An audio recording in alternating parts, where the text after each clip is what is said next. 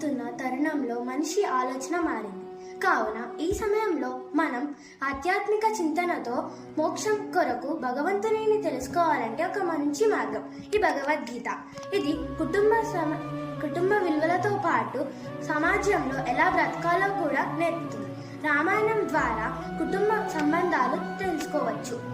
మహాభారతం ద్వారా సమాజంలో రాజకీయంలో తెలుసుకోవచ్చు. ఈ భగవద్గీత ద్వారా భగవంతుని తెలుసుకోవచ్చు. కాలంతో పాటు టెక్నాలజీ మారింది.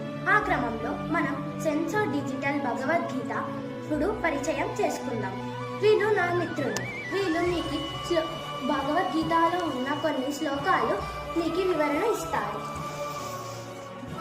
నేను భగవద్గీతలోని 12వ అధ్యాయంలో 1వ శ్లోకం చెప్పబోతున్నాను. ఓం శ్రీ పరమాత్మనే నమః. అథ ద్వాదశోऽధ్యాయः.